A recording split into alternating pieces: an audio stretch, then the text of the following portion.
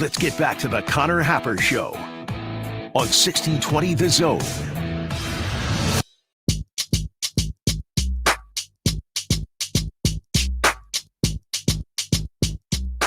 Happy 23rd birthday to Keisei Tominaga. Oh, interesting little narrative there. Uh-huh. Also, you know, it's Keisei time. It's time to roll. Is it? It's just Keisei time. Okay. It needs to be. I do think in order for Nebraska to pull off something tonight, they're going to need a little bit of magic, and that usually comes out of the left fingertips of Keisei Tominaga. Just like me shooting the basketball on my "We Are Doing a Radio Show" tweet today. Yeah, what form? I know. Some people don't think that. Other PA guys of other things say, looks offline. Did this go A, off the glass, B, toilet bowl, C, swish so smooth it didn't touch the net, or D, complete air ball? I'm betting it was one of those where on that specific shot, move. I don't know. Oh. I don't know what happened on that specific shot. That was not from last night, by the way. This is from a couple of years ago. But I was getting my shots up last night, and I was missing deep, Josh, because I had played with a men's ball. Oh, okay. So then I had to readjust and recalibrate and do that entire thing. Well, yeah, I mean, Keisei Tominaga will not have to do that. He's been playing with a men's ball for a while now. I hope so. So I have a question about, well, actually, let's read this first. I have a question about Fred Hoiberg, but first off, let me say that I love this a lot. I've really enjoyed him over the last couple of weeks, really calling out his guys on toughness. Seriously, I think he's kind of out of answers. He doesn't know what to do. Like, he doesn't know exactly which buttons to push with these guys. And I think the frustration comes from, like, he knows it's there. He knows it's in them, right? Obviously, because they could play with toughness at home for 40 minutes, but they can't sort of put it together on the road. And I got to tell you, I just absolutely love this quote yesterday. And let me start by saying this. I also love science. I love sports science. I love Mac talks about it all the time, the rest theories and the load management and things like that. I think we could go too far with it, as maybe we sometimes see in the NBA. But I like how the coaches have embraced the idea of the science behind rest. It's a great thing. But I also think you got to push the right buttons for your team. And by the way, I do think Fred Hoiberg is an embracer of the rest and science. I say all that is to say this quote from Fred. Quote, "We had 3 really, really tough days in a row, and I really didn't care what their loads looked like. We've got the analytics in the sports science department, and I pay a lot of attention to that. We're very fortunate to have them. But when they laid out the plan for me, the load plan, I crumbled it up and threw it in the garbage. I said, we need to go hard. We need to go physical." I love this. I can't explain to you how much I love this, Josh. I really do. I really enjoy when coaches stay because, like, especially Fred, he's like, Fred doesn't say anything else. No, Fred doesn't say anything, and he goes with the flow, and he is a believer in some things, and he doesn't get mad a whole lot. I think he gets annoyed. He doesn't get mad a whole lot, but he doesn't ever feel like he really wants to send a message. He's not a send a message coach. And so you already go in with the understanding of oh yeah, this guy, he absolutely supports the load management piece. Like, he understands how it works in the NBA. He loves the science behind it. Nebraska's, super blessed in that department to where they have people who are in charge of that stuff, and they wear the trackers and all that. And so they're really on top of it. And they usually go with it. But for right now, what Fred Hoiberg, the head coach, decided that this team needed is to throw that sucker in the trash can. And that makes me super happy for some reason. Because he went with his gut. He didn't go with the analytics, Connor. This is not me railing on analytics. This is not me railing on science. This is not me railing on analytics. I like a little I like a changing of the guard, Josh. You know, Oh, I like a little heel turn every now and then. Do something and surprise me. And I think he's been kind of gently to mildly to moderately calling out his team over the last couple weeks. That's what it screams of to me is all right, I'm kind of at my wit's end here with these guys. What can I possibly do? So I'm just trying stuff. I'm a huge fan. I'm a huge fan of that quote.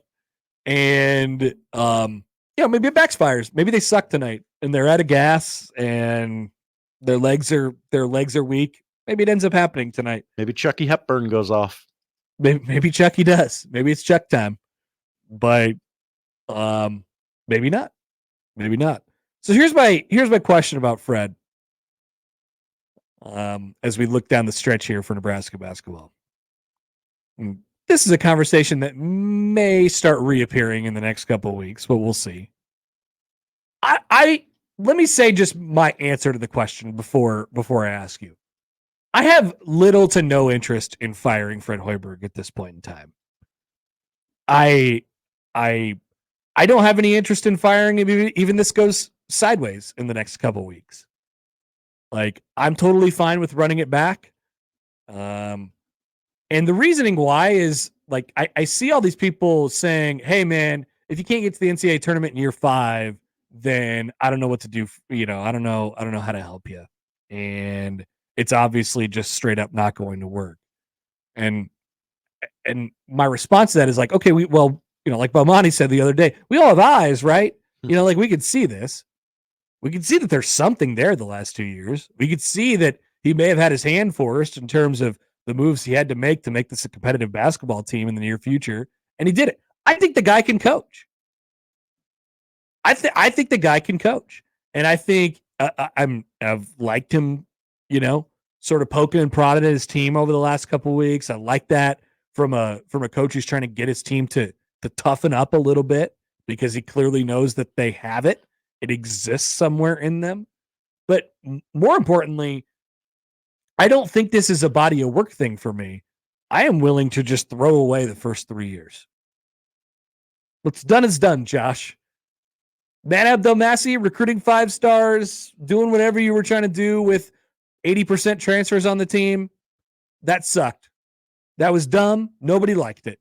Nobody cared for it. Yeah, but that's over. And he clearly knows that that's not the right way to build a basketball team and the right way to win basketball games at Nebraska. Whether he had to be convinced of that from his athletic director or straight up been told that from his athletic director, hey, you will change this, otherwise you are canned. I appreciate the willingness to adapt. It was something that another coach that Trev Alberts fired wasn't able to do and didn't want to do and wasn't interested in doing. And so I think at the core of it, he can coach basketball and he understands it. And now they have sort of a blueprint to be able to win basketball games here. Always, you always need players. Like, you need better players. Always. It's not a commentary on this year's team, but like, I don't look at these last 2 teams and say, oh my God, they fell terribly below their expectations. It's not like, I think what they've done the last 2 seasons is, in a general sense, Fred Hoiberg has maximized 2 groups. What do I say at the beginning of every year? That's all I ever want. Take your roster and make it as good or better than what I think you're going to be, based on what your talent is and based on what your personnel is. And I think for the last 2 years, and maybe it's a little too early to say right now, considering there's a month left in the regular season, and yeah, it could spiral out of control. But I do think, I think they've done that. And so if this conversation pops up, just know that I'm probably not going to engage too much, because I don't want this. I don't want them to fire Fred Hoiberg. I don't want that at this point. I don't want that to be a thought. I don't think he's coaching for his job. I don't think on the inside and behind the scenes there is any, I shouldn't say there's no urgency, because that's not what I'm trying to convey here. Like, I don't think there's any bubbling of like, hey, if he doesn't get to the NCAA tournament, then we have to fire him. I don't think there's any of that behind the scenes right now. And so knowing all that, like, it would have to go super duper off the rails in order for me to move off of that in the last month of the season. Like I'm good. Run it back and continue to figure out what you're trying to figure out here. You're maximizing your rosters. You beat the number one team in the country. You're still packing them into the arena. I don't think there should be any reason to fire him. Obviously, the results at the end of the year are not where you want them to be at this point. Who knows what this season will? No, but that's the thing, Josh. Like people always say, like year 5. It's year 5. If the results aren't there in year 5, then when are the results ever coming? And that's the problem that I'm telling you guys. Like I don't think it's year 5. I think it's year 2. There was a major philosophical change in how they constructed their roster after after year 3. Yeah, like I don't see how you immediately. I don't see how. Yes, it was after year 3. I don't see how you like immediately get better with Fred Hoiberg not being your coach next year. Yeah, and it's not about losing players and gaining players. Like they'll have the ability to do that. Mm-hmm. But like you got to find the system that works. And I think for Nebraska basketball, like for them as a program right now, until they take that next step, it is be in competitive basketball games in February, like knock on that door of the NCAA tournament. Yes, of course, be in the tournament. Hopefully more often than not, is where you want to get to going forward, but be a tournament type of team, be a competitive team. And don't be, like really don't be 7-30 like they were the first 3 years of his job. And so like I'm not holding that against him, partly because I don't think that for whatever reason, I don't think that was him. And I wouldn't want to have this upheaval right now. I wouldn't want to do that yet. Joel tweets in. Hi, Joel.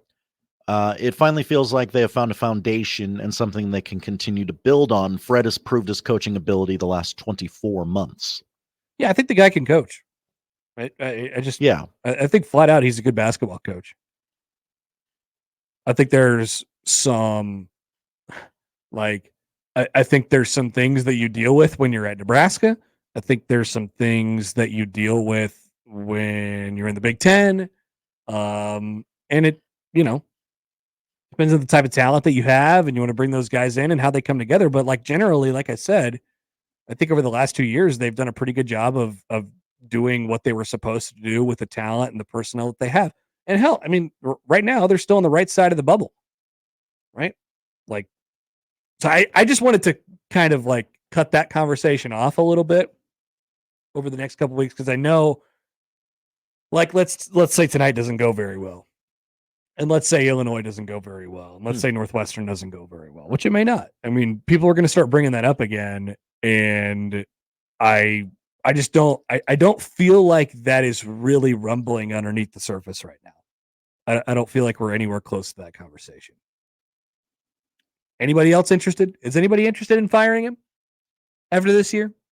Because I think he's good. I think he's safe. Aaron writes in. Hi, Aaron. Says the Cam Mack year doesn't count. No, it does not. No, it does not. Jesse writes in on the text line. This is not football. If he's able to pack the arena, he should be good. Should we pay another coach for a rebuild? Yeah, it's not all about, like, you got to get results at some point, And I think what they've shown over the last 2 years is close to that, And I'm not comparing him to, like, I would like to hold him to a higher standard than, oh, he was so much better than the first 3 years, and therefore they're in a better position now. Look, I'm just saying generally. And then look at where they're in the Big Ten right now.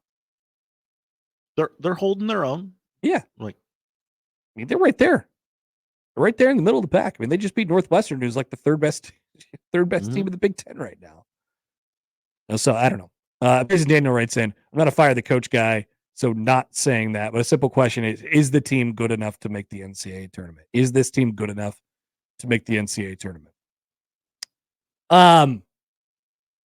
Okay, by the way, Daniel, not as simple as you think it is, by the way.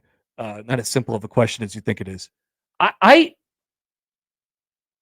look at them and I take all of the context out. Like I take Hoiberg out and I take, what they've done for the last 4 years, and they're like, I look at their personnel and I gauge it up against other people's personnel around the country.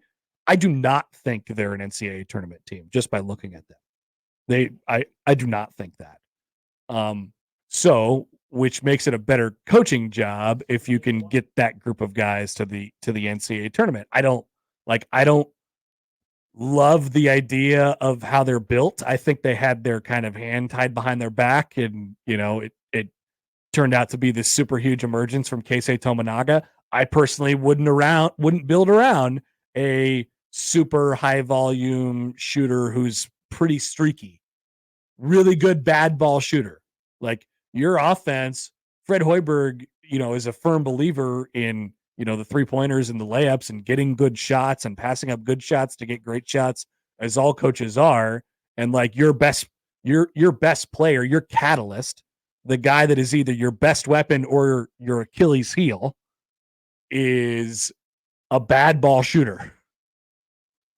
He's a bad shot shooter, right? Not that he shoots shots badly. He shoots bad shots well.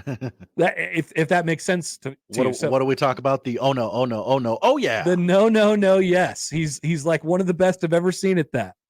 And so he's streaky. And so the team is kind of based, the idea of the team was based around him at the beginning of the year, and it's flawed inherently.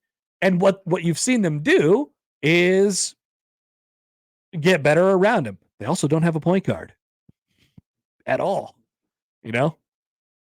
so there's that piece of it as well.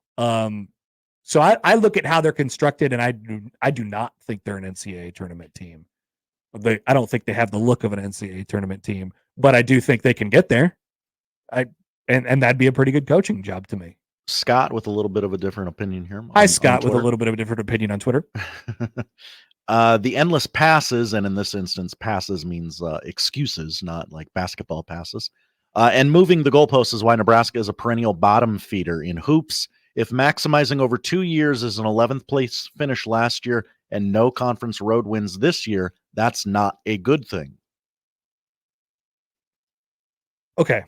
I mean, look, I can't argue with you, but once again, I don't count the first 3, right? I believe he considers that an excuse, a pass that you are making. I'm telling you that is absolutely true. I'm like, there's no reason for me to say, hey, pass, okay. But like it's for me, it's a pass. I think it's over with because I think he's a good coach. Like I believe in Fred Hoiberg as a coach.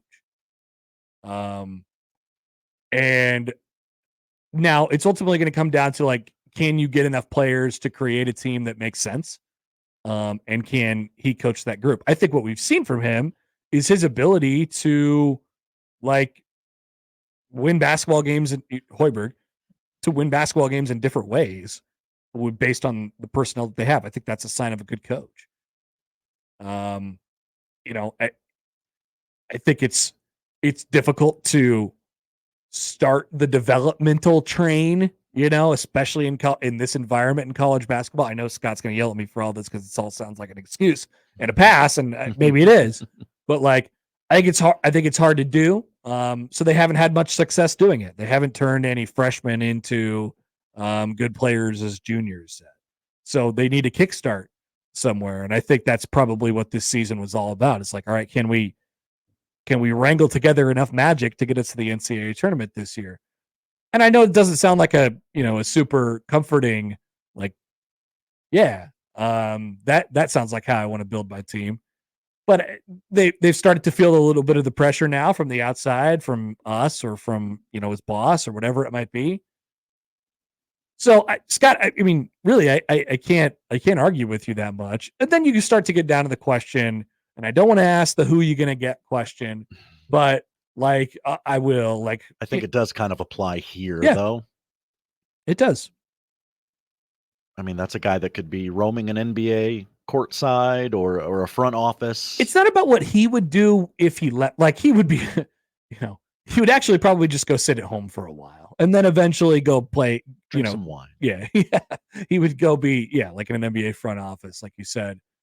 But I know there's some people in the past who are coaching right now at the high major level who have had interest in this job, who have shown interest in this job. It's like, and what I'm telling you is that there's no guarantees, even with what they have brought to the table in terms of their resume, that it would work out. I think it's hard. I think it's hard to get a basketball program off the ground. And I think you want to have a coach who takes what, gets good players and then takes what you get and maximizes that. And I think that they've shown a pretty good amount of doing that over the last couple of years. There's some stuff to be worked on, obviously. But I'm going to, speaking of passes, I'm just going to pass on firing him at this point. Pass. Moving on to the next one. Like in football, when Fred got a signature win this year, and that tends to buy you a little more time, give you a little more rope. John on the Equitable Bank inbox. I don't care enough about Nebraska basketball to care whether or not Hoiberg gets fired. Thank you for your opinion, John. Thank you.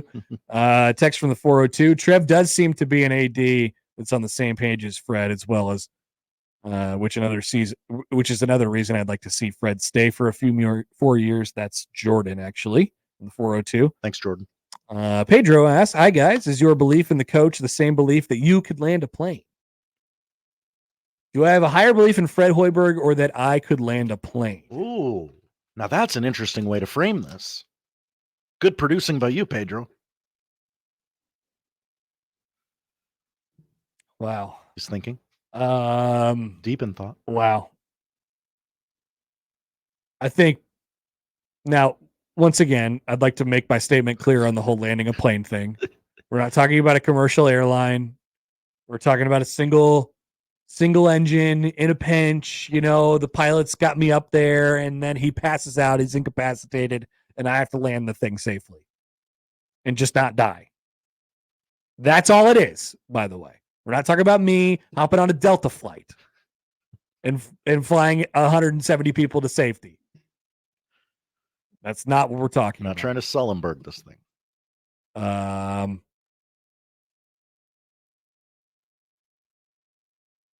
They're very close, Josh. Yeah, I can tell. That's a great question, Pedro. You're tortured by the thought. That just should tell you that how much confidence I have in Fred because of how much confidence I have in myself to land the aforementioned plane. Danielle on YouTube. Hi, Danielle on YouTube. Both of those examples are ending with a lot of people hurt. Come on. She also said earlier that this feels like the, we can't fire Scott Frost. He's really close. Yeah, I think inherently there's some parallels. Well, there's just less, like it's not Nebraska football. Right? I mean, we all got to admit that. We don't have to have knee-jerk reactions to everything because there's more games in basketball and it's Nebraska basketball. Yeah. Like the bar is, I mean, I guess if the bar is low and you can't even clear it. Part of my patience comes from the fact that they've never won an NCAA tournament game. Like that's where it probably is birthed. Like I'm willing to wait around for what I think I think I smell something and I think it smells good, but I'm not close enough to really tell what it is yet. So I'm not sure if it smells good, but I think it smells good. You got to wander around the room with your nose in the air right now. I think it smells pretty good. So I'm going to go I'm going to drift toward the scent, the origin point of what I smell, and I'm going to investigate a little bit. That's where I'm at. I'm just sniffing. No reason to turn the other way, Josh. No reason to go back the other direction and smell nothing. I follow. I want to see what the smell is. Maybe it turns out to be a big pile of dog crap that just smells good for some reason. I don't know. Maybe this is a horrible analogy.